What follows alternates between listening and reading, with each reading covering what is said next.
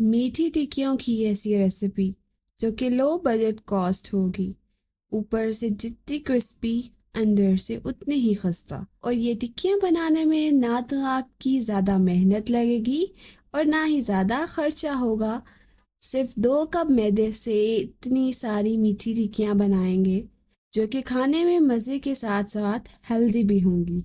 तो तिल वाली मीठी टिक्कियाँ हम कैसे बनाएंगे, रेसिपी को फुल देखिएगा। अगर रेसिपी अच्छी लगे तो लाइक कर दीजिएगा और चैनल को सब्सक्राइब कर दीजिएगा। अस्सलामुअलैकुम, मैं हूँ सना और आप देख रहे हैं सनाज किचन। खुश रहें, खुशियाँ बांटते रहें। हमेशा अपने खानों का आगाज बिस्मिल्लाह से किया करें, इससे बरकत होती है खाने में और बेशक जायका लाजवाब होता है। तो सबसे पहले हम अपने बाउल में ले लेंगे 2 कप मैदा। मैं मेजरिंग कप्स इस्तेमाल कर रही हूँ, आपके घर में कोई भी कप है आप 1 कप ले लें, उसकी मेजरिंग के हिसाब से जो मैं क्वांटिटी आपको बता रही हूँ उसके मुताबिक आप डाल लें, तो आपकी रेसिपी बिल्कुल परफेक्ट बनेगी। 1 कप इसमें जाएगी पाउडर शुगर, चीनी आम जो आपके घर में होती है उसको आप क्रश कर लें सिंपली। अब इसके अंदर जाएगी ½ कप सूजी। सूजी को आप अच्छे तरीके से छान लीजिएगा। 3 से 4 चम्मच इसके अंदर जाएंगे सफ़ेद तिल, इसका जायका बहुत खूबसूरत आता है। और 3 से 4 ही चम्मच इसके अंदर जाएगा क्रश किया हुआ खोपा जो आम नारियल का पाउडर होता है। अब इसके अंदर जाएगा 1/3 घी। घी आपने जो भी इस्तेमाल करना है अच्छी क्वालिटी का हो। इसको मैंने मेल्ट कर लिया था। हाथों को अच्छे तरीके से धो लें, ड्राई करके इसको मिक्स करेंगे। घी को हम अच्छे तरीके से इस तरह उठाकर अपने मैदे के साथ मसल देंगे ताकि घी अच्छे तरीके से सारे मैदे में लग जाए। बिल्कुल इसी तरीके से आपने करना है जैसे मैं कर रही हूँ। पहले हम इसको अच्छे तरीके से मिक्स कर लेते हैं।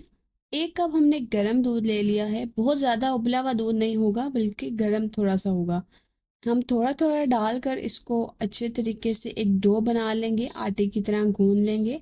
बिल्कुल नरम नहीं करना है इसको आपने, बल्कि बिल्कुल अच्छे से एक डो बना लेनी है ताकि हमारी टिक्कियाँ आसानी से बन जाएं। अगर आपको बनाने में कोई मसला आ रहा हो या आपकी डो बहुत नरम पड़ रही हो तो आप इसके अंदर थोड़ा सा मैदा भी ऐड कर सकते हैं। तो डो देख सकते हैं आप हमारी माशाल्लाह से कितनी ज़बरदस्त तैयार हो चुकी है। बस आपने इसको इतना ही गूंदना है। अब देख लें कि हमारा दूध कितना लगा है। टोटल ½ कप से हमने इसको पूरा गूंद लिया था। इसको हम 20 मिनट के लिए कवर करके छोड़ देंगे ताकि सूजी अच्छे तरीके से फूल जाए। 3 हिस्से हमने इसके कर लेने हैं, इसको पेड़े की सूरत में बना लेते हैं। और अगर आपको बेलने में कोई मसला आ रहा हो तो आप अपने बेलन पर थोड़ा सा घी लगा सकते हैं या ऑयल लगा सकते हैं, इससे आपकी रोटी चिपकेगी नहीं। अब हम इसको हाथों से प्रेस कर लेंगे और अब इसको बेलन की मदद से बिल्कुल नॉर्मल सी रोटी बना लेंगे। बहुत पतली नहीं करनी आपने और बहुत ज़्यादा मोटी भी नहीं करनी कि आपकी टिक्कियाँ सही ना बने। बस आपने इतना ही करना है जितना मैंने किया है। अगर अभी तक आपने सब्सक्राइब नहीं किया तो जल्दी से सब्सक्राइब कर लें। तो जी ये देखिए हमने ले लिया है एक ढक्कन, सिंपल आपके घरों में जो मौजूद होते हैं, कोई भी डिब्बी ले लें या किसी भी तरीके से, या आपके पास कटर हो तो उससे कर लें। लेकिन मोस्टली मेरी बहनों के घरों में इस तरह की चीज़ें नहीं होती, तो ऐसी डिब्बियाँ तो आपके पास होंगी और इसकी शेप्स बहुत अच्छी बनेंगी, बिल्कुल परफेक्ट एक जैसी। अब हम जितना भी एक्सेस होगा उसको सारा उठा लेंगे। बाकी देख लें हमारी टिक्कियाँ कितनी आसानी से निकल आई हैं, क्योंकि हमने इसके अंदर घी डाला था तो ये चिपकेंगी बिल्कुल भी नहीं। अब हम इन सबको तैयार कर लेते हैं और एक ट्रे में अच्छे तरीके से लगा लेते हैं। और आप यकीन करें जब मैंने इसको तैयार किया तो सिर्फ 2 कप मैदे से इतनी सारी टिक्कियाँ तैयार हो गई थी। मतलब ये बहुत लो कॉस्ट है और आप अपनी चाय के साथ तो इसको बहुत अच्छे तरीके से एंजॉय कर सकते हैं। तो आप देख सकते हैं कि कितनी ज़्यादा टिक्कियाँ हमारी तैयार हो चुकी हैं। तेल हमारे अच्छी तरीके से गर्म हो चुका है। हमने थोड़ी सी एक डालकर चेक की है, इसके ऊपर बबल्स आना शुरू हो गए हैं, इसका मतलब कि तेल हमारा गर्म अच्छे से हो गया है।